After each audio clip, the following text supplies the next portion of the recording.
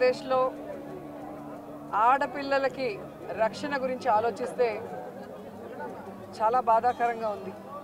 ఎందుకంటే ఎక్కడ చూసినా రేపులు, మర్డర్లు అండ్ ఆడపిల్లల కాలేజీ బాత్రూమ్స్లో హిడెన్ కెమెరాలు పెట్టి ఏ విధంగా పైశాచిక ఆనందం పొందుతున్నారో మనం చూస్తున్నాం. ఈరోజు నేరస్తులకి ఇంత ధైర్యం వచ్చింది అంటే దానికి ఈ ప్రభుత్వం సిగ్గుపడాలి. ఎందుకంటే గతంలో జగన్మోహన్ రెడ్డి గారి ప్రభుత్వంలో ఒక తప్పు జరగాలి అంటే ఎంత భయం ఉండేదో మీకు అందరికీ తెలుసు. సో ఎవరైనా కూడా దిశ యాప్ని యూజ్ చేయకుండా ఏదైనా అఘాయిత్యానికి అమ్మాయి లోబడితే 24 గంటల లోపల నేరస్తుల్ని అరెస్ట్ చేసి వారిని శిక్షించే విధంగా చట్టాలని కఠినతరం చేశారు. కాబట్టి ఆ రోజుల్లో ముచ్చుమరి లాంటి ఘటనలు జరగటం అనేది మనం చూసుండం.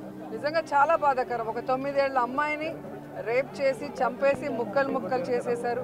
60 రోజులు అవుతున్న అమ్మాయి శవాన్ని కూడా ఇంతవరకు తీసుకురాలేకపోయారు.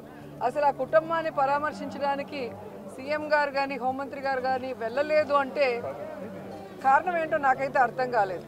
ఎందుకంటే మదనపల్లిలో ఫైల్స్ దగ్ధమయ్యాయి అనగానే డీజీపీ గారిని స్పెషల్ ఫ్లైట్లో పంపించిన వాళ్ళు ఎందుకు ముచ్చుమరికి స్పెషల్ ఫ్లైట్లో డీజీపీ గారిని కానీ లేదా సంబంధిత మంత్రి గారిని ఎందుకు పంపించలేదో నాకు అర్థం కాలేదు.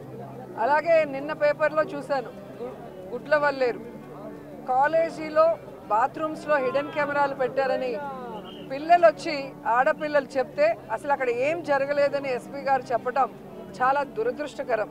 ఈరోజు 300 మంది పిల్లలు ఈరోజు న్యాయం కావాలంటూ ధర్నా చేస్తుంటే ఇప్పుడు విచారణ చేస్తామని దిగిరావటం అనేది మనమంతా కూడా గమనించాల్సిన విషయం.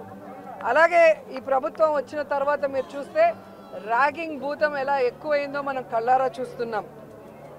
నారాయణ కాలేజీలో మెడికల్ విద్యార్థినిని ర్యాగింగ్ చేసి చంపేశారు.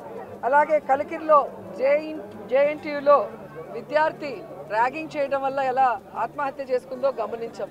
అంటే గత 5 సంవత్సరాలు లేని ర్యాగింగ్ భూతం మళ్ళీ ఈ ప్రభుత్వం వచ్చాక ఎలా పిల్లల ప్రాణాలు తీస్తుందో మనం గమనించాల్సిన విషయం. నేను ఈ ప్రభుత్వానికి ఒకటే చెప్పగలను, రెడ్ బుక్ రాజ్యాంగం మీద పెట్టిన దృష్టి ఇంట్రెస్ట్ పక్కన పెట్టి ఆడపిల్లకి రక్షణ కల్పించడంలో గౌరవాన్ని కల్పించడంలో మీరు ముందుండాలని కూడా వాళ్ళని కోరుకుంటున్నాను.